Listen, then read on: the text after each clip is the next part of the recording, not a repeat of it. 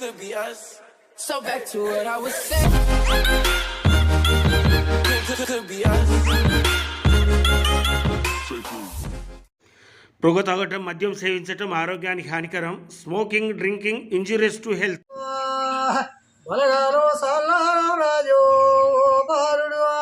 కొడుకులు సల్లారా బిడ్డ మనవాళ్ళు సల్లారా భూదేవి రాజా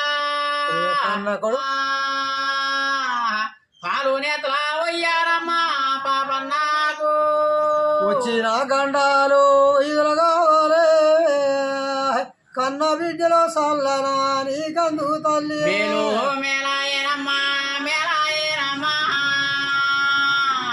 మేలుకున్న ఎవడవాల పూలాయేనమ్మా వచ్చిన భూదేవర మీకు తోడయి పండి నమ్ముకున్న దేవుడు కాపై ఉండి నీవు చేసిన కష్టాలు చేతికి వచ్చి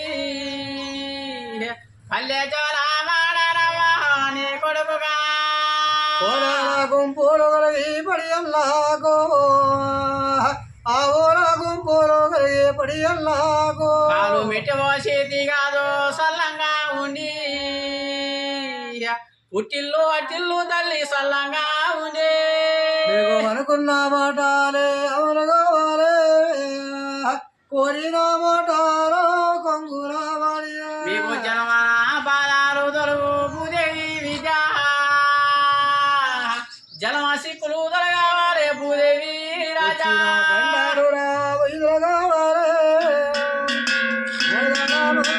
నీకు తోడున్నావాలి నీవు చేసిన కష్టాలు చేతికి వచ్చి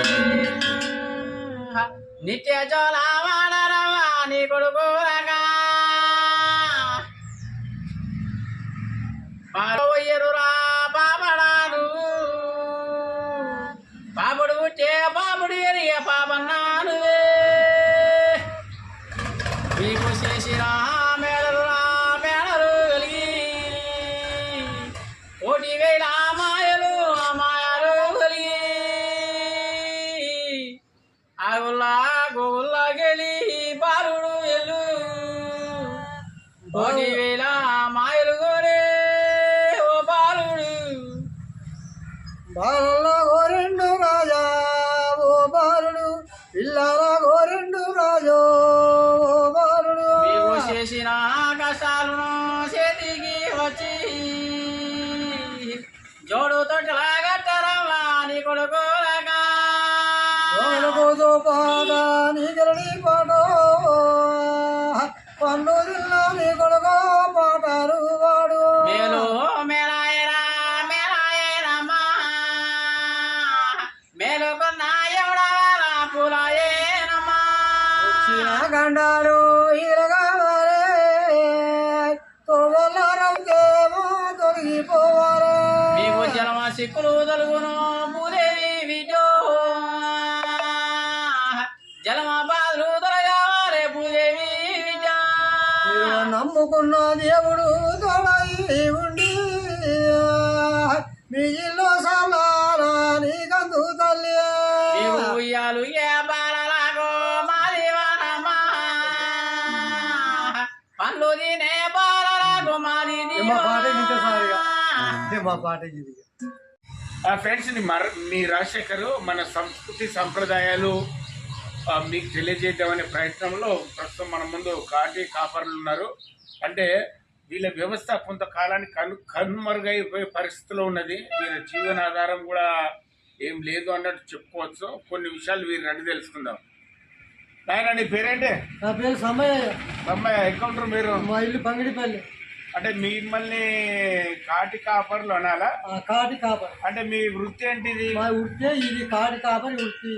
వెనకడ హరిశ్చంద్ర మహారాజు ఉన్నప్పుడు కాటాలగడ్డకు కాటి కాపరి అని ఉన్నది. అవునవును. ఈ ఆకాంచెలి ఇట్లా అడక తినుడు, భూములు లేవు, జాగాలు లేవు, ఇల్లు లేవు. మా తాతలు సంపాదించలే, మా తండ్రులు సంపాదించలే. మా పిల్లలకు కూడా ఎదిగినా గాని మా పిల్లలకు కూడా ఉద్యోగం ఇచ్చిన వాళ్ళు కాదు. అంటే మీది మాది బుడిగ జంగం కులం వస్తుంది. ఏమంటారు? బుడిగ జంగం. బుడిగ జంగం. బుడిగ జంగం అంటే ప్రభుత్వం మీకు కొన్ని సౌకర్యాలు కల్పిస్తుంది. ఏది సారు మా వాళ్ళు చదువుకున్నారు, బేరాలు చేసుకుంటారు. అంతేనా? ఒక్కొక్కడు బీ చదివింది, బీ చదివినా రాలే. ఇక వాళ్ళు బట్టల బేరం, ఇది వాసుకున్న గాజు పైల బేరం అవి చేసుకుంటారు. అంటే మీరు కష్టపడుకుంటేనే జీవించాలి. కష్టపడుకుంటేనే అయ్యా అమ్మ అనుకుంటేనే ఇది వాసుకున్న 100, 200, 20, 10, 30 ఇట్లా ఆడుకుంటా మా కూరగాయల పొట్ట వస్తాం. అంటే మీకు ప్రత్యేకంగా ఇప్పుడు మీ వృత్తి అనేది లేదు. మా వృత్తి ఇదే కాటి బాబరి ఇచ్చి.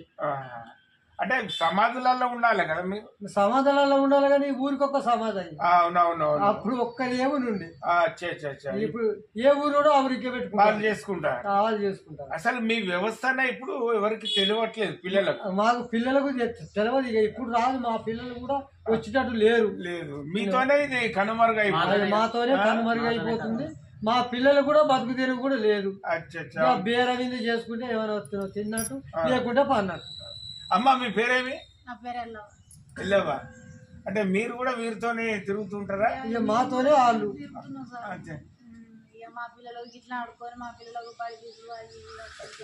ఫ్రెండ్స్ చూస్తున్నారా వీళ్ళ దుర్భరమైన పరిస్థితి? మరి వీళ్ళకి ప్రభుత్వం నుంచి కానీ ప్రజానాయకుల గురించి కానీ వారి ద్వారా వీళ్ళకి ఎటువంటి లబ్ధి చేకూర్తలేదని తెలుస్తుంది. మరి వీరి జీవన విధానం భవిష్యత్తులో ఎలా ఉండబోతుందో అనేది చాలా ప్రశ్నార్థకమైన విషయం. బాబు మీ పేరేమి? నా పేరు శంకర్. శంకర్, మీ వయసు ఎంత? 40 ఉంటుంది. అంటే పెళ్ళైందా? పిల్లలు ఏం చేస్తారు? చదువుకుంటారా? వాళ్ళు మీ వృత్తిలోకి వస్తారా లేకుంటే? అయిపోయింది ఇక మా వారికి అయిపోయింది ఇది. అంతేనా? జాలి ఇంత పని పాట చేసుకుంటే అంటే భూమి లేవు, తాగలేవు. ఊళ్ళో పోతేనే తినడు, లేకపోతే లేదు. ఇక మా పిల్లలు పోయి వచ్చేసి నమ్మకం లేదు, చదువుకుంటారు. ప్రభుత్వం కూడా చూడాలి. పేదలకు 1 ఎకరం 2 ఎకరాలు ఆడేట పరంపకు బిరంపకుండా చూసి ఇవ్వాలి. చూసి ఇవ్వాలి.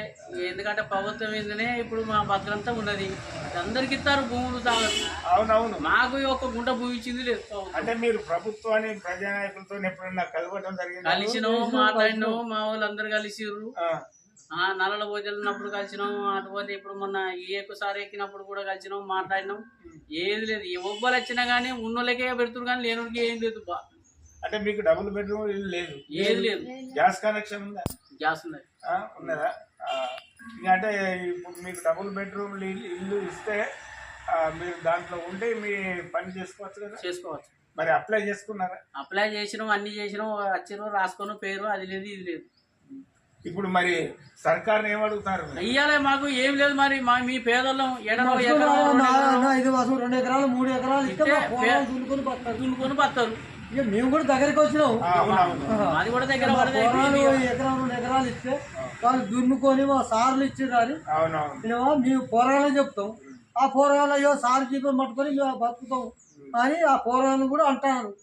మాకు ఇంత చదువుకుంటే మాకు ఏది రాదా, ఉద్యోగాలు లేవా, విద్యోగాలు లేవా, ఏది లేదా అని మా పోరాలు మా ఇంటికి ఇచ్చారు. ఫ్రెండ్స్ చూస్తున్నారుగా మరి వీళ్ళ దీన పరిస్థితి. దీన్ని బట్టి మరి ప్రజానాయకులు కానీ ప్రభుత్వ అధికారులు కానీ స్పందించి మరి వీరికి కావాల్సిన కనీస సౌకర్యాలు అంటే చిన్న వీళ్ళు ఉండటానికి నివసించడానికి ఒక ఇల్లు లాంటి డబుల్ బెడ్రూమ్లు ఇస్తే చాలా సంతోషపడుతున్నట్టు తెలుస్తుంది. అటువంటి ఏర్పాట్లు చేయాలని మా ద్వారా, మా ఛానల్ ద్వారా కూడా మిమ్మల్ని విజ్ఞప్తి చేస్తున్నాం. మరి వీరి తర్వాత ఈ బుడగ జంగాలు అనేది వీళ్ళ వృత్తి హరిశ్చంద్రుని కాలం నుంచి చూస్తున్నాం. ఒకప్పుడు ఉజ్వలంగా వెలిగారు, మరి ఇప్పుడు చాలా కనుమరుగయ్యే పరిస్థితులు వీళ్ళు ఉన్నట్టు తెలుస్తుంది. కాబట్టి దీన్ని వీడియో చూసిన వారు స్పందించి మరి ప్రభుత్వం దృష్టి తీసుకుపోయి వీరికి కావాల్సిన కనీస మౌలిక సదుపాయాలు, వీళ్ళ పిల్లల భవిష్యత్తుకు చదువుకోవటం కూడా వీళ్ళని పక్క వాళ్ళను అడిగి మరి చదివిస్తున్నట్టుగా తెలుస్తుంది. కాబట్టి ఇటువంటి పరిస్థితులు మీకు బయటకు తీసుకురావాల్సిన పరిస్థితి కూడా మీ అందరి మీద ఉన్నదని తెలుసుకుంటాం. ఓకే నాన్న, థ్యాంక్ యూ వెరీ మచ్. చాలా సంతోషం అమ్మ. మీకు ఎప్పుడు మంచి జరగాలని మేము కోరుకుంటాను. ఓకే రైట్ మరి. Please like, share and subscribe.